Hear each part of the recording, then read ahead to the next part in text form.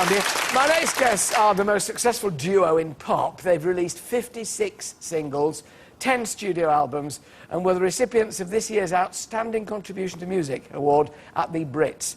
And here's why.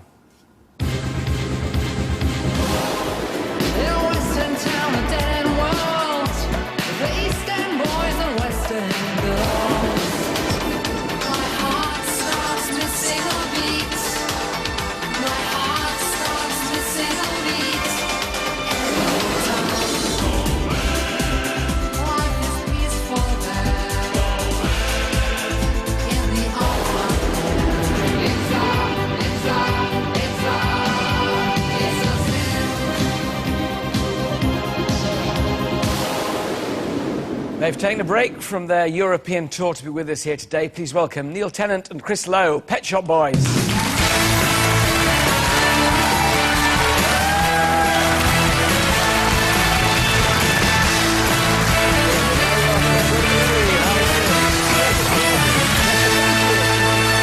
Chris, can you sit down in that? No, you're on the other one.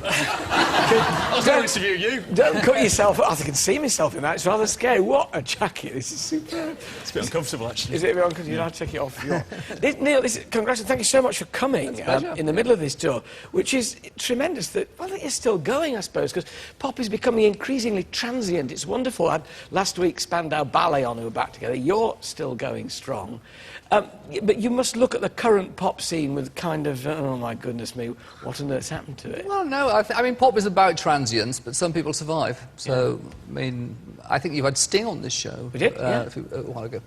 But now we look at the current pop scene, and there's some great things, like when we did the Brits performance in February, we had Lady Gaga, who's had an amazing year. She's about 1 million times more famous now than she was in February. We had Brandon Flowers from The Killers, you know, make great records. So there's always things that we like. But there has surely, Chris, to be underneath it kind of underlying talent. It's not just hype. Surely. It can't all be done by mirrored jackets, surely. Well, it does a lot of work. It does a lot of work for me, anyway. Well, we like to think that we write some pretty good songs, yeah. You do. What do you think, if one hates to be over-analytical about these things, but why do you think you've stuck together so long? I think it's because we enjoy what we do. I mean, the basis of what we do is write songs and we make records, and then we make shows. And, but it's really exciting getting together and writing new songs. I mean, it's a sort of magical thing. You go into a studio and you might come out of it with something that didn't exist 10 minutes earlier or an hour earlier or something. And that is really the heart of what we do, and that's why we love doing it. Does it mean you have to give yourself a degree of space when you're not working together because it's so intense? I mean, you know, being together and socialising and things like that. Do you find you need your own space as well when you're performing in a duo the whole time? Well, we live on opposite sides of London. Yeah, it's a good start. It's got West and east. Yeah, a lot going on in between you. Yes. But actually we have a lot of friends in common, and it's not really a huge issue. One thing that becomes obvious when you look at what you've done is the people that you have worked with, from Madonna to Dusty Springfield to... I mean, what, from your point of view, have been the highlights of that? Who have you really enjoyed working with? I think the first collaboration we did with an artist was with Dusty Springfield in 1987. And we were sort of in awe of Dusty Springfield because as children growing up we knew her records, and she's a really amazing singer. And it was very difficult getting hold of her. And when she came into the studio and she sang, she's actually on tour with us at the moment. We do What But Don't Deserve This, and we have her on film singing it. Wonderful. And so every night in my headphones I have Dusty Springfield, and it feels like she's there with us. And I sort of feel she likes the fact she's touring without having to be there herself. I bet she does. She didn't like touring. I bet she does. What about Madonna? I mean, it was famously tricky. I mean, is that fair? Was she tricky, Chris?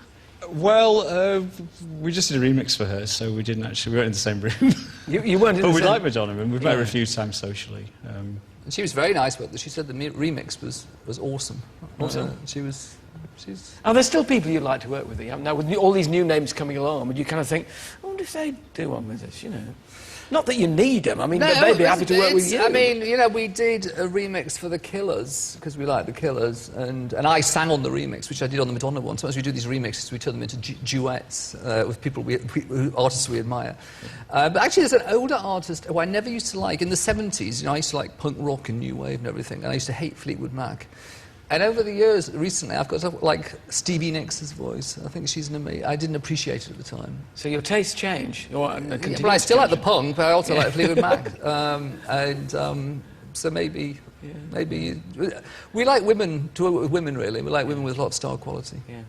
Tell us about the tour. You've still got a good few days to go. Yeah, we've just not flown in from Antwerp. We just come on Eurostar from Antwerp. Good for you. Take the train, take the train. And we've actually been on tour since the beginning of June, on and off. We started in Russia then, and we've been all around Europe to North and South America, and now, and we did some British dates in the summer, but we're doing, tomorrow night we're at Glasgow, and then Birmingham, Manchester, and London O2 Arena on Monday. Wow, do you still get a buzz out of touring? Did we ever? No, we do. Did we ever? Well, it seems to be so Actually, grueling. we started touring quite late on, really. We always imagined that we'd just be a studio band and write songs and make records, and then we actually started to enjoy it, playing live, and it's amazing people singing the songs back to you. But when there's so many of them there as well, I mean, I know however famous one gets, presumably it's, oh gosh, people came.